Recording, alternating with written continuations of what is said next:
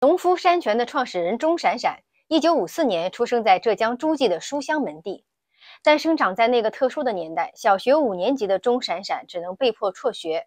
他做过泥瓦匠和木工。1977年高考恢复之后，钟闪闪本来想通过考试出人头地，但是无奈基础太差，在经历了连续2年的高考失利之后呢，他只能进入浙江电大接受成人教育。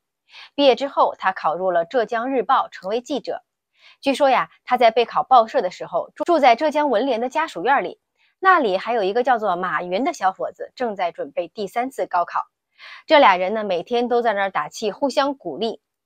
浙江文联这栋楼啊，出了2位中国富豪，真算得上是一块风水宝地。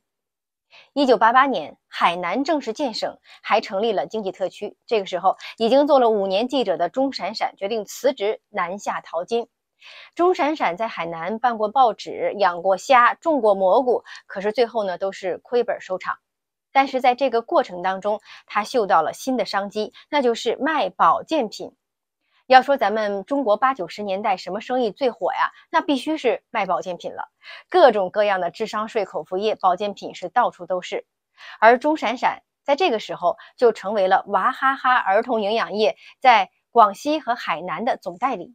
后来因为一些纠纷，钟闪闪被取消了代理权。但是这段经历给他的创业之路开辟了一条新的思路。1993年，钟闪闪成立了自己的保健品公司养生堂，推出了首款产品龟鳖丸，主要客户就是那些孝顺爸妈的子女群体。凭借着养育之恩无以为报这样的广告词，这个龟鳖丸啊，一下子就成了那个年代的脑白金。只用了1年时间，钟闪闪就赚到了上千万人民币。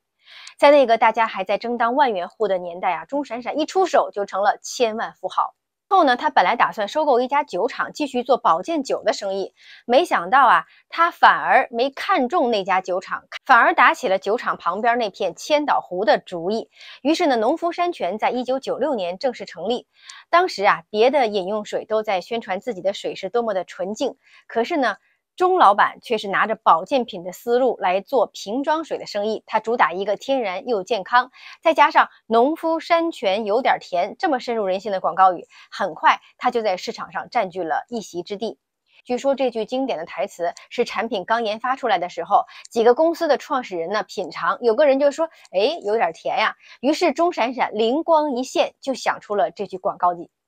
进入21世纪之后啊，农夫山泉的营销广告更是铺天盖地。它先是成了悉尼奥运会中国代表团的专用水，你买1瓶矿泉水等于给奥运会捐了1分钱，那咱们中国人必须人手1瓶，是不是？然后呢，它又推出了天然弱碱性、大自然的搬运工这样的概念，甚至啊，农夫山泉还号称搞了一个水仙花实验，他用自家的矿泉水呢种出来的水仙花啊是茁壮又美丽，而用别人品牌的纯净水养的水仙花呢又不长又不开花，以此他来证明啊纯净水不健康。这搞得娃哈哈、乐百氏当年那些主打纯净水的厂商大呼农夫山泉不讲武德，甚至还一度打起了官司，控诉钟闪闪的这个水仙花实验是不正当竞争。可是呢，钟闪闪人家面对这种官司和铺天盖地的指责，只不过是微微一笑，他要的就是这种效果，只要自己的产品足够硬，争论越大，这种免费的流量啊，就相当于白捡的广告。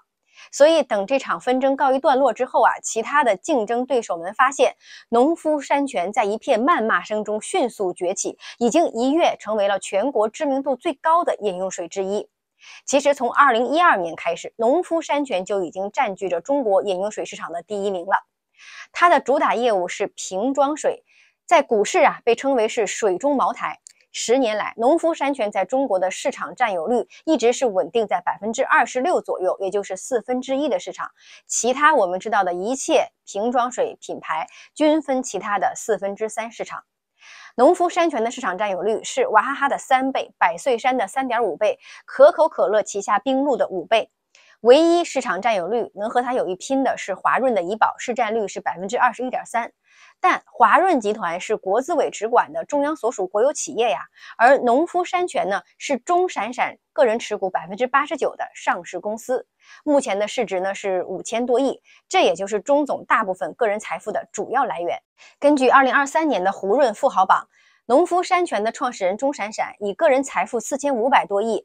第3次蝉联中国第一富豪的宝座。他比排名第2的马化腾个人财富多了1700多个亿，是马化腾的1.6倍。可能是因为疫情的影响，钟总财富较去年还缩水了100多个亿，全球富豪排名从第10位滑落到了第15位，但他依旧是中国最富有的人之一。钟闪闪最为人知的财富来源是旗下的2家上市公司农夫山泉和万泰生物。农夫山泉今年上半年的业绩表现的还是比较好的，规模净利润是将近58亿，同比增长25%，营收200多亿，同比增长了23%。财报显示农夫山泉生产产品所使用的原材料，包括这个瓶身的 PET、瓶盖、标签、糖和果汁，以及包装材料是它销售成本的最大组成部分。它的取水和相关处理成本占它销售成本的比例不到1%，所以可想而知农夫山泉的毛利率是在53%到60%之间，盈利能力非常强。可以说全国人民每人2块钱，结果钟总就成了中国最富有的人之一。钟闪闪曾经说过，人不可能不喝水，这是一个长线的生意，这个产品的周期至少是100年。此外钟闪闪旗下的养生堂有限公司虽然还没有上市，但也是钟闪闪的重要业务之一。这是一家大型保健品企业，大家耳熟能详的龟鳖丸、朵尔、清嘴、成长快乐等品牌都是养生堂旗下的。作为企业家里的特例，钟闪闪没有所谓的圈子，甚至他也不出席各种论坛，甚至旗下2家上市公司在敲钟的那一天他也不到场。在做生意方面钟闪闪将企业做到了极致。